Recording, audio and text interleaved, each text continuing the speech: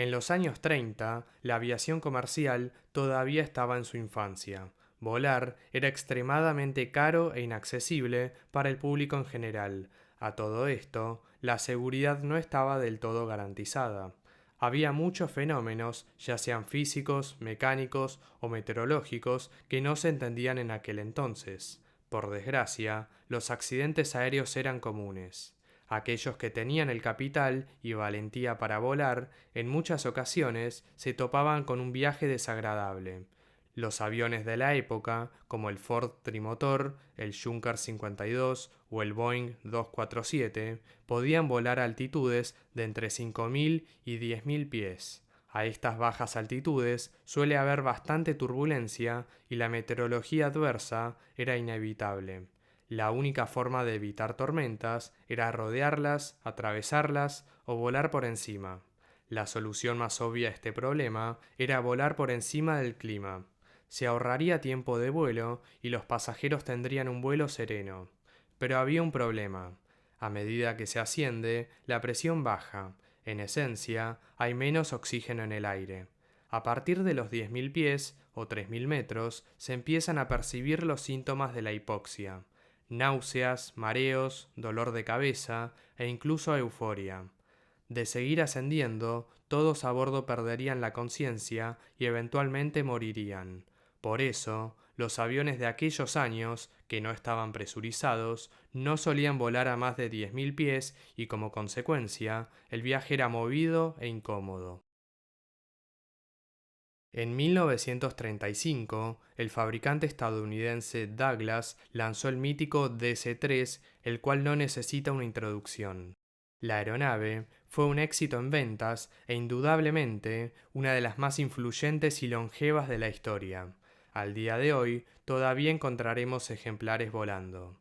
Sin embargo, el DC-3 no estaba presurizado, por lo que seguía restringido a volar por debajo de 10.000 pies. Ese mismo año, United Airlines le solicitó a Douglas una aeronave más sofisticada que el DC-3. Querían una aeronave con mayor capacidad de pasajeros, más rápida y con mayor alcance, pero principalmente que pudiera volar a mayor altitud, es decir, que el fuselaje estuviese presurizado. Tal fue el interés de hacer realidad una aeronave de este tipo, que United Airlines, American Airlines, Eastern Airlines, Pan American Airways y Transcontinental y Western Air aportaron cada una $100.000 para el desarrollo. De esta forma, empezaron el desarrollo del DC-4. Por su parte, el fabricante Boeing estaba resentida por el lanzamiento del DC-3, que terminó con las perspectivas de ventas de su 247D. Ahora sí, no pensaban en conformarse con el segundo puesto. Se decidieron a crear el avión que solicitaban las aerolíneas y, en el proceso, ganarle a Douglas. Y así empezó la carrera por el desarrollo de la siguiente generación de aviones de línea. Boeing se dio cuenta que la presurización de la cabina, que permitiría alcanzar una mayor altitud de vuelo, era la clave para la comodidad de los pasajeros y la eficiencia del vuelo. Básicamente, la presurización permite que un avión vuele a grandes altitudes donde la presión del aire es baja, mientras que dentro de la cabina se mantiene la presión alta, como si se estuviese a bajas altitudes. El 28 de julio de 1935, el B-299, que fue el prototipo inicial del bombardero B-17 Flying Fortress, voló por primera vez. El entonces presidente de Boeing, Clyde Egbert, notó el potencial del modelo como aeronave de pasajeros. Al analizar más en profundidad, los ingenieros se dieron cuenta que aunque el empenaje, los motores y las alas del B-17 podían utilizarse como base para el avión de línea, el fuselaje no era apto para la presurización. Así pues, los ingenieros se pusieron a trabajar en el diseño de un nuevo fuselaje que pudiese soportar el estrés y la fatiga de los ciclos de presurización. Sus estudios derivaron en un fuselaje circular en forma de gota. La aeronave recibió el nombre Boeing 307 Stratoliner. Mientras tanto, el DC-4 de Douglas estaba en problemas. A pesar de la financiación de las principales aerolíneas del país, el desarrollo terminó costando más de lo esperado. Eventualmente, Pan American Airways y Transcontinental y Western Air se retractaron y optaron por el Boeing 307. A duras penas, el DC-4E, como terminó siendo denominado, realizó su primer vuelo el 7 de junio de 1938. Sin embargo, las pruebas no revelaron el rendimiento esperado. Ninguna aerolínea realizó pedidos y el proyecto fue abandonado. Esto le dio más impulso al Boeing 307, que era la única aeronave similar. En 1937, Pan Am realizó un pedido de 6 Stratoliners, mientras que TWA firmó un contrato para también adquirir 6 ejemplares, con 13 más opcionales. Finalmente, el primer Boeing 307 Stratoliner, de matrícula November X-Ray 19901, realizó su vuelo inaugural el 31 de diciembre de 1938. Los vuelos de prueba y certificación comenzaron de inmediato. Sin embargo, a los pocos meses, la tragedia azotó al programa. El 18 de marzo de 1939, el primer ejemplar producido despegó pasado el mediodía para su vuelo de prueba número 19. El vuelo también serviría como un vuelo de demostración. A bordo había representantes y directivos de TWA y de la aerolínea holandesa KLM. Incluyendo pilotos y otros directivos de Boeing, había en total 10 personas a bordo. Aproximadamente 20 minutos después de despegar, la aeronave se encontraba a una altitud de 11.000 pies. Inexplicablemente, entró en pérdida, la cual se desarrolló en un tirabuzón. Tras 3 rotaciones completas, los pilotos se recuperaron, pero quedaron en un descenso casi vertical. La aeronave aceleró rápidamente y al intentar nivelarse, parte de las alas y estabilizadores se desprendieron, haciendo la recuperación imposible. El Boeing 307 se empotró en una sección boscosa de Seattle sin dejar sobrevivientes. Como resultado del accidente, se reforzaron las alas y se aumentó el tamaño del estabilizador vertical. La investigación del accidente y posteriores modificaciones al Boeing 307 demoraron el proceso de certificación 2 meses. El 20 de junio de 1939 se realizó la primera prueba exitosa con el sistema de presurización. El magnate Howard Hughes estaba interesado en el Boeing 307 para usarlo como plataforma para batir su propio récord de la vuelta al mundo que había establecido un año antes con un Lockheed 14 Super Electra. Boeing le informó que toda la producción estaba dedicada a Pan American y TWA, así que se convirtió en el mayor accionista de TWA, quedándose así con un ejemplar. Su avión recibió 8 depósitos de combustible adicionales para que solo tuviese que realizar 4 escalas durante la circunnavegación.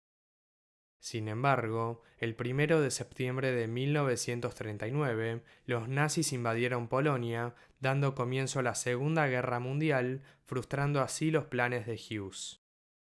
El Boeing 307 fue certificado el 13 de marzo de 1940.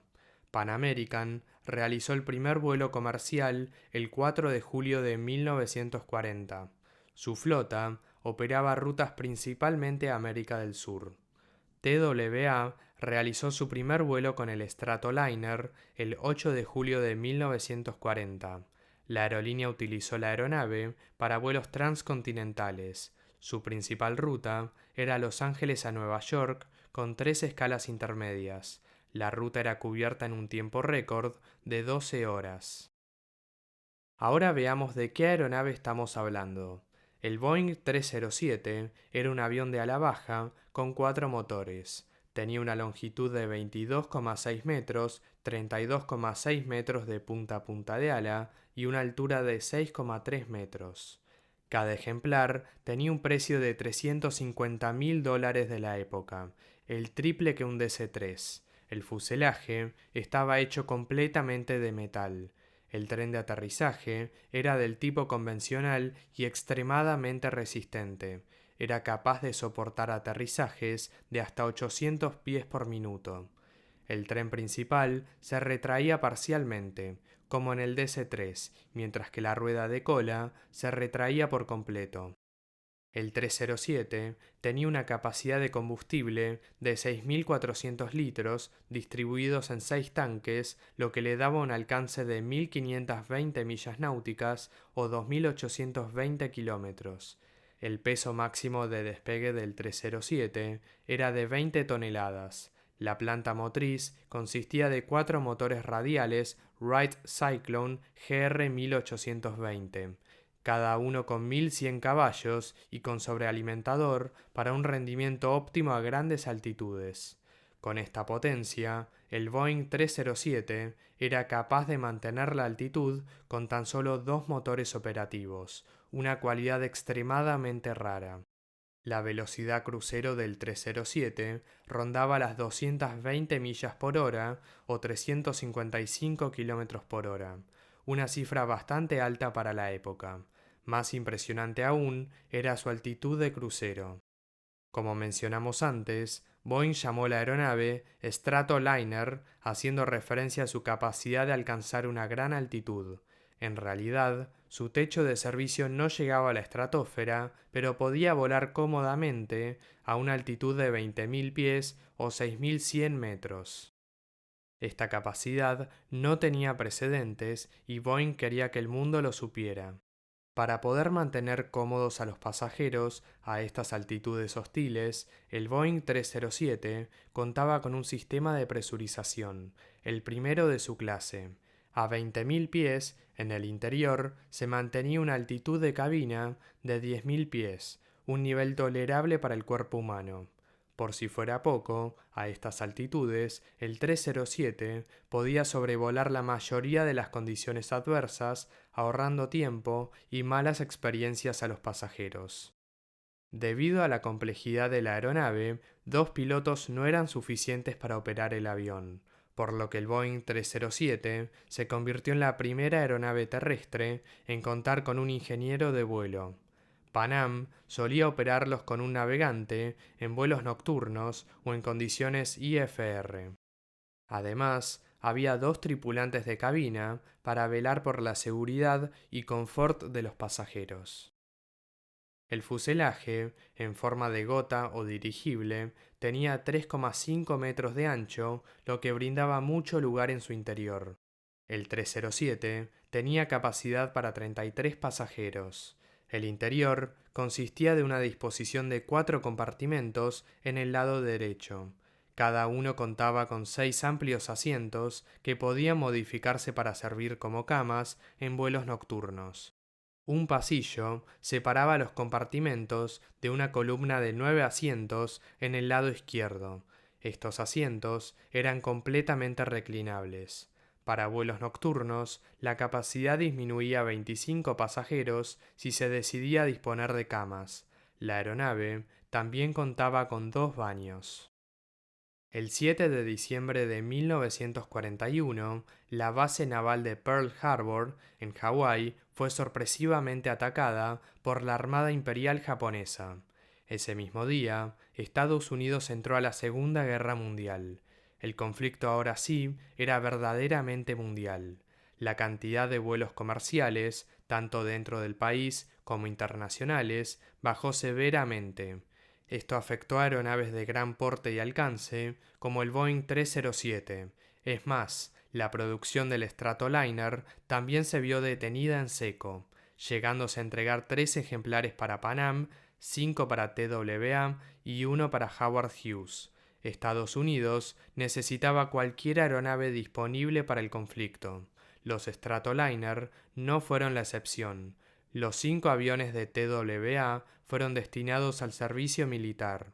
La USAF les removió todas las comodidades de los pasajeros, el sistema de presurización, entre otras cosas, para adaptarlos a la guerra. Su designación pasó a ser C-75. Su principal rol era transportar carga y personal a través del Atlántico. Generales destacados como George Marshall y Dwight Eisenhower llegaron a Europa gracias a los C-75. Los ejemplares de Pan American no formaron parte de la contienda. Por su parte, Howard Hughes, frustrado por no poder usar su Stratoliner para batir su récord de la vuelta al mundo, invirtió miles de dólares para acondicionarlo a su gusto. En su interior había una gran cama, baños completos, sala de estar y un bar. Debido a su interior poco modesto, recibió el nombre de Flying Penthouse. En 1944, tras 3 años de conflicto, TWA recibió de vuelta sus Boeing 307. Los Stratoliners siguieron operando normalmente. Aún así, con el fin de la guerra, la producción del 307 nunca se reanudó, quedando solo 9 ejemplares activos. Para fines de la década de 1940 y principios de los 50, el Boeing 307 rápidamente se convirtió en una aeronave obsoleta. En estos años aparecieron aviones como el Douglas DC-6, el Lockheed Super Constellation y el Boeing 377 Stratocruiser, que podían volar más lejos, más rápido y llevar más pasajeros. En abril de 1951, TWA vendió sus 5 Stratoliners al operador francés Aigle Azur. Ellos los modificaron para que puedan transportar hasta 48 pasajeros y operaban rutas desde París hacia el norte y centro de África. En cuanto a los 3 ejemplares de Pan Am, uno fue destinado a Aigle Azur, el otro a Aerovías Ecuatorianas y el tercero fue destinado a la Fuerza Aérea de Haití. Con el paso de los años, algunos ejemplares se perdieron en accidentes o simplemente fueron abandonados. Al ejemplar de Howard Hughes le sacaron las alas y estabilizadores para convertirlo en una casa flotante antes de ser donado a un museo en Florida. Las décadas pasaron y con el cambio de milenio, el último ejemplar intacto salió de un hangar luego de un proceso de renovación que duró 6 años. En marzo de 2002, este ejemplar se dispuso a realizar su último vuelo antes de ser exhibido en un museo. Durante el vuelo, la aeronave sufrió problemas con el tren de aterrizaje y eventualmente se quedó sin combustible. Sin opciones disponibles, los pilotos amerizaron en la bahía de Elliott, en Seattle. A pesar del incidente, el avión fue renovado y puesto en condiciones rápidamente. Desde el 2003, November Charlie 19903, que voló para Pan American bajo el nombre Clipper Flying Cloud, descansa eternamente en el Museo del Aire y el Espacio en Washington, D.C. El Boeing 307 Stratoliner no fue un éxito. Su carrera se vio truncada por la Segunda Guerra Mundial y solo se fabricaron 10 ejemplares. Sin embargo, fue gracias al Boeing 307 que el sistema de presurización se introdujo en la aviación comercial. Esta cualidad se convirtió en la pieza clave para que podamos volar a las altitudes que operan los aviones de hoy.